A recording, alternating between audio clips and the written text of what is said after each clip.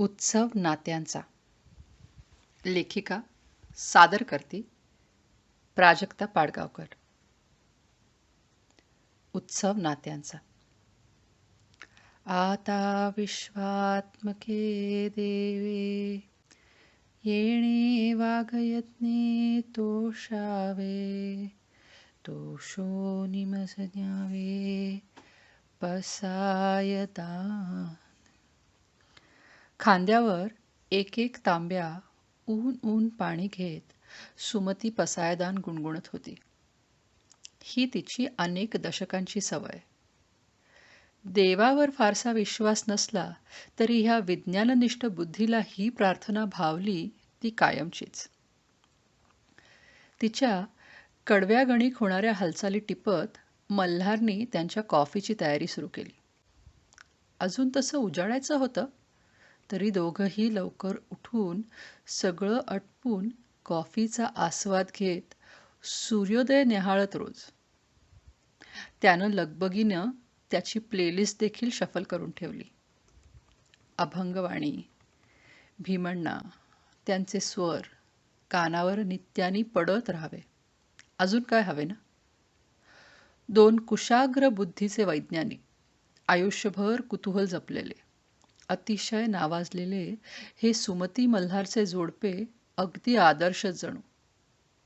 येणेवरे ज्ञानदेवो सुखिया झाला. एक फिक्कट हिरवी लखनवी कुर्ती आणि ट्राउझर घालून सुमती नुकत्याच न्हालेल्या केसांनी येऊन मल्हारच्या पुढ्यात बसली आणि मल्हारच्या मुग्ध मुद्रेकडे बघत अलवार हसली. झाली का बघून नवी नवरी तुझी?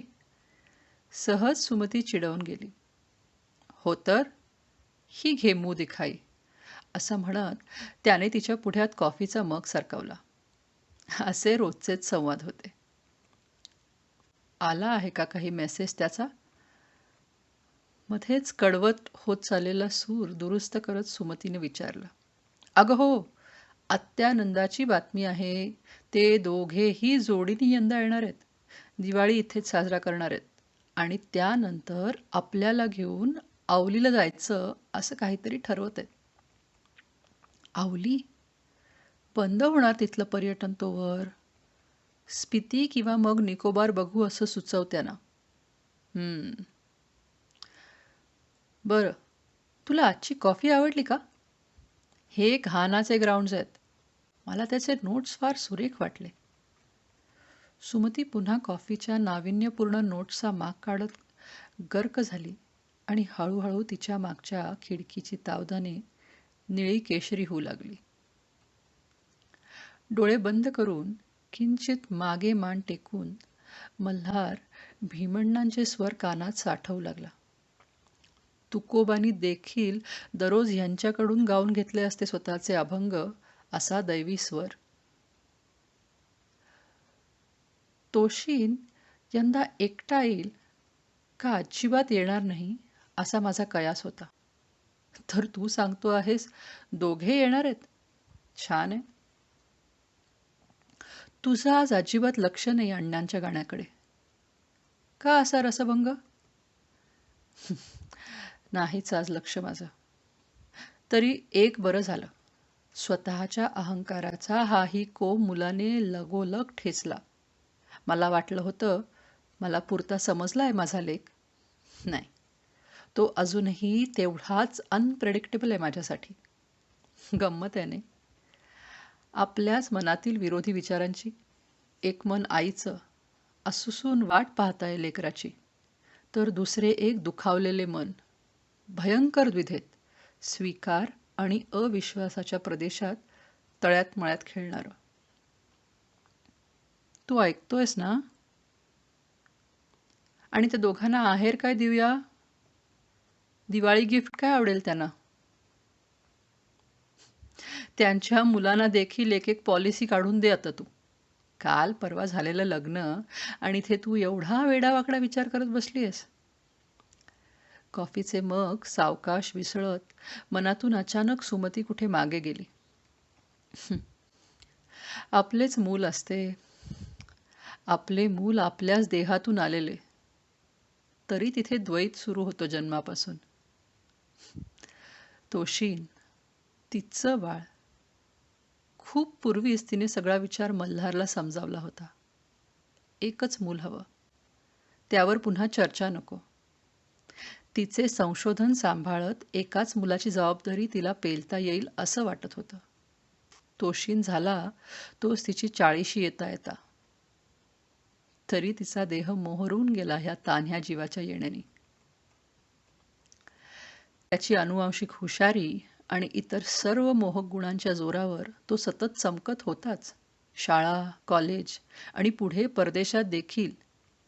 देखणा, रुबाबदार, तडफदार तरुण मुलगा आपल्यापाशी असण्याचा तिला कोण अभिमान. जेव्हा तो स्वित्झर्लंडला शिकायला गेला, तिचे देखील नवे संशोधन कार्य तिथेच हलवलं तिनं.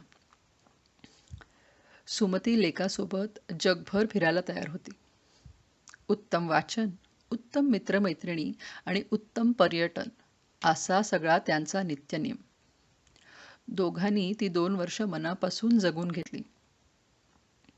तोशींचा आता स्वित्झर्लंडला चांगला जम बसला होता. तिला तिच्याही नकळत त्याच्या लग्नाचे वेध लागले होते.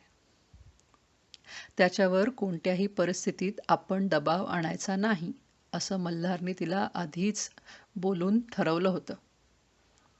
सुमतीचा शोधनिबंध पूर्ण करून ती भारतात परतली. तोशीन तिथेच स्थायिक झाला. तसे त्यात वावगे काही नव्हते, पण तो तिथल्या आल्प्समध्ये ट्रेक करू लागला.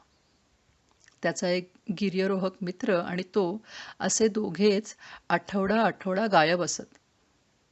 त्यांचे फोटो, नवे शिखर पार केल्याचा आनंद असे सगळे तो अधूनमधून कळवत असे. एकदा दिवाळीत घरी न येता ते दोघं किलिमंजारो सर करायला जाणार असल्याचं तोशींनं कळवलं. त्याच्या आवाजात एक निराळा सूर होता. आनंद, आतुरता आणि भीती असं काहीसं संमिश्र होतं. सुमती ते नीट ओळखू शकली नाही. किलिमंजारोचे तोशींचे फोटो बघून मात्र मल्हार सुमती चांगलेच हबकले. तोशीने तिथे जाऊन स्वतःचं लग्न ठरवलं होतं. असेच अचानक. सगळे इतके वेगाने घडले की त्यांच्या 33 वर्षाच्या मुलाचे लग्न लावायला मल्हार सुमती स्वित्झर्लंडला रवाना झाले.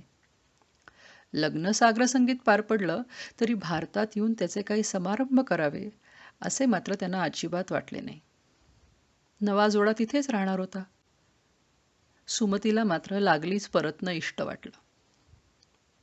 घरी येऊन सुमतीचा बांध फुटला. हमसून हमसून रडत तिचा शिडशिडीत देह अगदी केविलवाणा झाला. मल्हार, काही चुकलं का रे आपलं? माझं कुठे काही चुकलं? मी संशोधन थांबवायला हवं होतं का रे त्याच्या जन्मानंतर? तर्कनिष्ठ विचार करणारी आपली बायको इतकी हळवी झालेली बघून मल्हार अस्वस्थ झाला. त्याचा तो निर्णय आहे, आपण तो स्वीकारलाय ना. जिब्रान काय म्हणतो? Your children are not your children, they are the sons and daughters of life's longing for itself. They come through you, but not from you. And though they are with you, yet they belong not to you. त्या दिवसापासून जी त्यांच्यात एक समंजस अस्वस्थता पसरली ती कायमस्वरूपी. रोजचे एक वेळापत्रक होते, त्यातही बदल घडत गेले. 7-8 महिन्याच्या अंतराने दोघांच्या निवृत्तीचे सोहळे पार पडले. तरी तोशीन आला नाही. दोघे मिळून एक पूर्वी भारताची सफर करून आले. पुन्हा एक घडी बसल्यागत आयुष्य सुरूच राहिले. आणि वर्ष सरत आले तसे तोशींचा मल्हारला मेसेज आला. लग्नाचा पहिला वाढदिवस आणि दिवाळी एकत्रित साजरी करायला घरी येत असल्याचा. बातमीनं मल्हार सुमतीचा एकांत पुन्हा ढवळून निघाला. नव्या नात्यांनी जुनी नाती इतकी सहज कशी निखळतात? आपलीच मुलं आपली राहत नाहीत. अचानक इतके अंतर आले तर ते कशाने कापून काढावे हेच कळत नव्हते. शेवटी तो दिवस आला. दोघे विमानतळावर तोशिन आणि मिगेलला आणायला गेले. तोशिनच्या सोबत त्याच्या इतक्याच उंचीचा मिगेल, दोघेही तरुण तडफदार पुरुष. अतिशय सहज येऊन दोघांनी सुमती मल्हारला एका मोठ्याच मिठीत घेतले. मिगेलचा स्पर्श सुमती एक क्षण थबकली. तिच्याच तोशिनचा गंध, तशीच ऊब मिगेलच्या मिठीत होती. सगळे गाडीत बसले तसे तोशिन उत्साहाने मिगेलला रस्ता दाखवत त्यावरच्या प्रवासाच्या आठवणी सांगत होता. मल्हार सुमती अधूनमधून काही बोलत तरी अवघडून शांत होते. मल्हारला मिगेल व्यक्ती म्हणून मान्य होताच. त्याच्या कर्तृत्वावर तो भाळला देखील होता. तरी तोशिनचा जोडीदार, नवरा, म्हणजे मुलाचा नवरा, म्हणजे त्याचा जावई, त्याला हे कोडं गेल्या वर्षभरात सुटलं नव्हतंच. त्याचे तर्कशुद्ध मन सगळे मान्य करून बसलं होतं, तरी म्हातारपण असेल किंवा काय, एक कोपरा मनाचा हळवा झाला होता. सुन्मुख बघण्याची आस असताना हे भलतेच समोर आले होते. मिगेल? सुमतीची अवस्था त्याहून निराळी. 2 वर्ष ह्या मुलांसोबत स्वित्झर्लंडला राहिली तेव्हा देखील दोघांनी तिला काहीच सांगितलं नव्हतं. तिच्यापर्यंत त्यांचे समलैंगिक असणे कसे काय आले नव्हते? दोघे अतिशय संयत, हुशार आणि घट्ट मित्र आहेत एवढंच तिला भासत राहिलं. त्यांनी फसवले नाही का तिला कळलंच नाही त्यांचं फसवणं? मिगेल तिला बघता क्षणी व्यक्ती म्हणून भावला होताच. सुरेख पांधा, निळेशार हसरे डोळे आणि चेहऱ्यावर सदैव हसरे भाव. त्यात परत हा संशोधक, गिर्यरोहक, नाव ठेवायला कुठे जागाच नाही. तरी तिच्या तोशिनचा सहचर, नवरा, मित्र, सखा, तिचा जावई का कोण जाणे? मिगेल तिचा होता कोण? सुमा, you drive so well everywhere, in Switzerland or India. मिगेलच्या वाक्यानं तिची तंद्री भंगली. तोही तोशिनसारखा तिला सुमा म्हणाला होता. आधी तो तिला डॉक्टर सुमती असेच म्हणायचा. घरी पोचून सगळे विसावले. थोड्या वेळानं तिनं सवयीने तोशिनला त्याचे इथले मुक्कामाचे वेळापत्रक विचारले. त्यावर मिगेल उत्साहाने म्हणाला, त्याला भारतातली घरातली दिवाळी अनुभवायची आहे. दुसऱ्या दिवशी धनत्रयोदशी. सुमतीने धान्यांच्या वाट्या भरायला घेतल्या तसा मिगेल झब्बा पायजमा घालून अवतरला.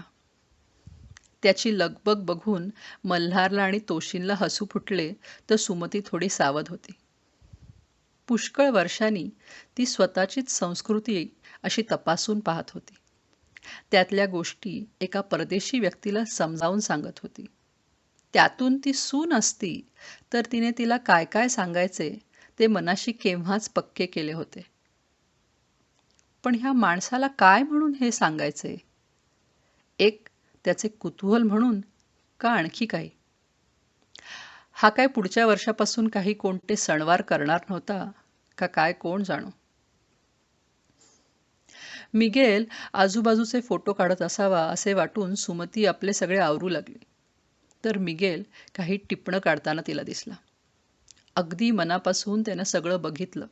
सगळे श्लोक, आरत्या म्हणायचा प्रयत्न केला आणि सगळे रेकॉर्ड देखील करून घेतले सुमती मल्हारच्या आवाजात.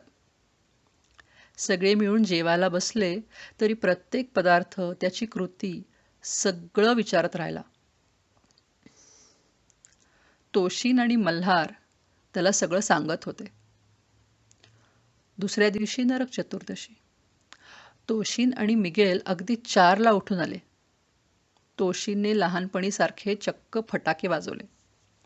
सुमतीनी सगळ्या पणत्या पेटवल्या तसे त्या लुकलुकत्या प्रकाशात उजळलेल्या तिच्या चेहऱ्याचा फोटो मिगेलनी सहज काढला. तिच्यासोबत घरभर अंगणभर दिवे लावले. रांगोळी कशी काढतात ते तन्मयतेने निरखले. मिगेलच्या मागे मागे करण्याचे काय करावे सुमतीला पुरते समजले नव्हते. मल्हार आणि तोशीन अभ्यंग स्नानाच्या तयारीत गुंतले. सुमतीच्या पुढ्यात मल्हार बसला तसे तोशीनला बसवत मिगेल त्याला सुमतीचे अनुकरण करत तेल लावू लागला. त्या दोघांचे हे समीकरण कितीही नाही म्हटलं तरी सुमती मल्हारला अवघडून टाकत होते.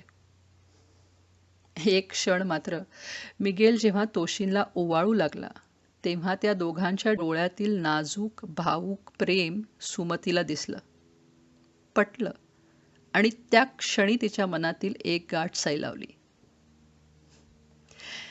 ह्यांच्यात देखील प्रेमच आहे, काळजी आहे आणि जेवढे तोशींवर ती प्रेम करते तेवढेच गाढ प्रेम निराळ्या नात्यात मिगेल त्याच्यावर करत होता. तो तिच्या तोशींची काळजी घेत होता. एवढ्या दुरून येऊन त्याची संस्कृती सभ्यता शिकायचा मनापासून प्रयत्न करत होता. तो सुमती मल्हारच्या स्वीकाराची सहज तरी मनापासून वाट बघत होता. Miguel, now you sit here. I will give you the traditional massage. सुमतीचे हे बोलणे ऐकून मल्हार सुखावला. त्याच्या मनात देखील मिगेलसाठी असेच काही हळवे दाटून आले होते.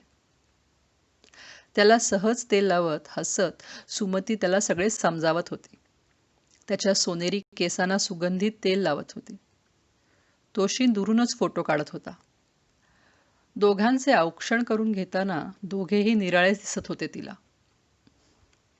आपलीच आहेत दोन्ही पोरं. कितीही मोठी झाली तरी आपलीच. कितीही निराळी वागली आपल्या विचारांपासून तरी आपलीच. कितीही दूर असली तरी आपलीच. किंचित हळवे ओठ घट्ट मिटून आनंदाचा हुंदका दाबत पाणावलेल्या डोळ्यांनी सुमती दोघांकडे बघत राहिली. तोशीन आणि मिगेलने एकत्रित तिला मिठीच मारली. लक्ष्मीपूजन, पाडवा, भाऊबीज सगळे सण समजावून घेत येता जाता बेसनाचे लाडू फस्त करत मिगेल सुमती भोवती घुटमाळत राहिला. तोशीनचे आणि त्याचे नाते देखील मल्हार सुमतीला अगदी जवळून बघता आले. त्यांच्यातली थट्टा मस्करी, त्यांच्यातली रसिकता, आदर, प्रेम असे सगळेच भाव. कुठेही फारसे बायकी वागणे नाही की कुठे काही वावगे दिसावे असं नाही. दोन देखणे, हुशार आणि प्रेमळ जोडीदार असेच होते ते दोघं. स्त्री पुरुष असो नाहीतर दोन पुरुष, जर मुळात नात्यात सामंजस्य, आदर, प्रेम असेल तरच हे लग्नाचे बंधन, त्यातून विणले जाणारे नाते काही फार निराळे नव्हते. मल्हारच्या डोळ्यात जे तिच्याविषयी होते तेच तोशींच्या डोळ्यात मिगेलविषयी होते. मल्हार सुमती तसेच तोशीन मिगेल. खरोखर तोशीन सहज तिच्या कुशीत शिरून सोफ्यावर पाय पसरून तिचा चेहरा न्याहाळत होता. मिगेल आणि मल्हार दोघे गच्चीवर बागेत रमले होते. सुमा, तू खुश आहेस ना? तू स्वीकारलंस ना त्याला? तोशीन विचारत होता. बाळा, वेळ दिलास त्याबद्दल तुझे आभार. खूप वेळ घेतला ना आम्ही. ओळखलं नाही तुला आम्ही. भांबावलो रे. मी खूप गोंधळले होते. तुझी आई तर झाले तरी त्याची मी कोण होणार होते? तो आमचा कोण आहे? ही नाती अनोळखी होती रे. हे रीती बाहेरचे, चौकटी बाहेरचे नाते. हे निराळे आहे, वेगळे आहे असंच वाटत राहिलं. तू थेट लग्न करताना कळवलंस की तुला किती निराळे काही वाटत होते. सगळं अचानक घडलं ना रे. तर्कशुद्ध असल्याने कृतीमधून स्वीकार लागलीच केला. तरी मन मोठी विचित्र गोष्ट असते. तू परदेशी सून आणशील, तिचा स्वीकार मी करेन अशा पुढारलेल्या स्वतःच्या विचारात आम्ही दोघे खुश होतो. तू समलैंगिक असून तू परदेशी पुरुष जोडीदाराची निवड करशील असे कधीच ध्यानीमनी नव्हते रे. मिगेलला भेटल्यावर जाणवलं की मी किती सहज सुनेची वाट बघत होते. किती सहज मी गृहीत धरलं तुझं आयुष्य. विज्ञानाची विद्यार्थिनी असून माझी गृहीतकं तपासून बघितलीच नाहीत. फसलाच असता ना रे हा प्रयोग. तुम्ही तिघांनी मिळून सावरलात तो. Suma Suma, you got to see this. Miguel बघ काय करतोय. मल्हार उत्साहात धावतच आला होता. मिगेल गच्चीवर फुलांनी सुरेख रांगोळी काढत होता. झेंडूच्या पाकळ्यांची ज्योत आणि अशोकाच्या पानांच्या पंट्या. सुमतीच्या डोळ्यात अवचित पाणी तळून आले. लेक, सून, काय काय मागत बसले मी. मी माझ्या तोशींवर मनापासून भरभरून प्रेम करणारा जीव मागायचा होता. हा मुलगा माझ्या तोशींची काळजी घेईल. दोघे छान एकत्र असतील, एकमेकांसाठी कायम. कपाटातून सुमती काही घेऊन आली. दोन्ही मुलांसाठी सुरेख सोनेरी खादी सिल्कचे झब्बे पायजमे, केशरी आणि मोरपंखी जॅकेट आणि दोघांच्या गळ्यात घालायला एक एक सोन्याची चेन. त्यांचे नटलेले रुपडे साठवत ती मंद हसली. ए मल्हार, आमच्या तिघांचा छानसा एक फोटो काढ ना. सुमतीचा फलमान ऐकून सगळेच हसले. यंदाची दिवाळी त्यांचं घरदार नाही तर मन उजळवून टाकणारी ठरली. नात्यांचा उत्सव हा खऱ्या अर्थाने साजरा झाला आणि एक विझत चाललेली नात्यांची पंटी